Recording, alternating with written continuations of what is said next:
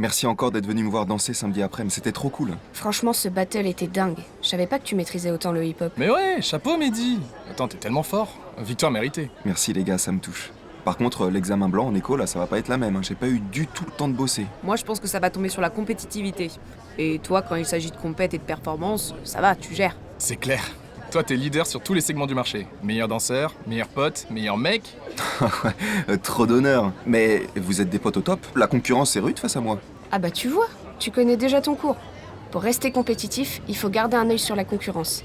Et pour ça, il faut bosser ta stratégie, soit par le coût du produit, soit par sa qualité. En tout cas, niveau amitié, on est tous hyper compétitifs. Une team en or.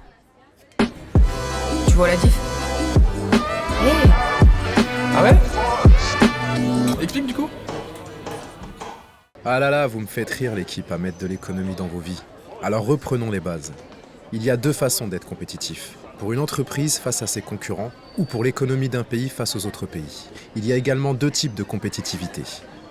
D'une part, la compétitivité prix, aussi appelée compétitivité coût. Ça, c'est la capacité d'une entreprise à conquérir ou garder des parts de marché grâce à des prix de vente et des coûts de production plus faibles que les concurrents.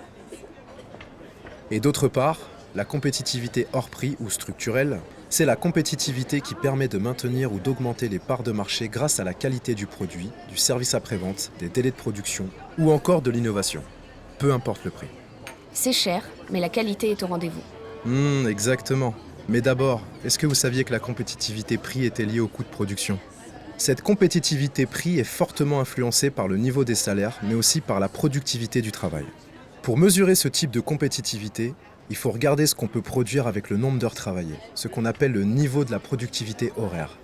En gros, si on se rend compte que les salaires dans une entreprise sont élevés mais que la productivité l'est également, ça veut dire que l'entreprise reste compétitive.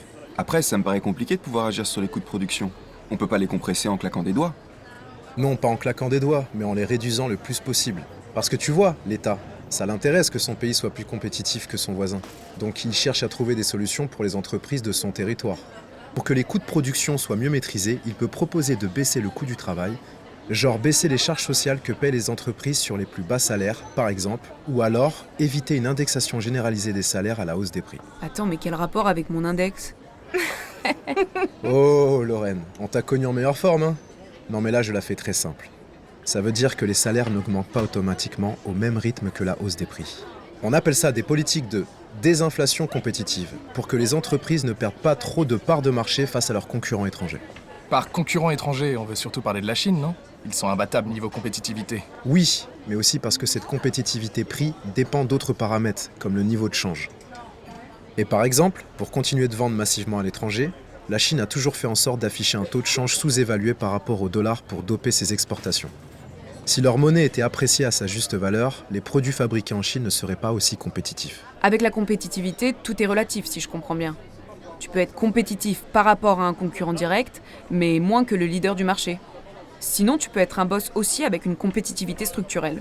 Oui, tu peux être au moins autant couronné de succès. Disons qu'il y a beaucoup de paramètres, pas moins de 110 en réalité, qui rentrent en compte pour évaluer la compétitivité d'un pays ou d'une entreprise. Mais c'est certain que la compétitivité hors prix met des années à se construire. Elle suppose que les consommateurs reconnaissent et valorisent la supériorité d'un produit et qu'ils sont prêts à payer un prix plus élevé pour l'acheter.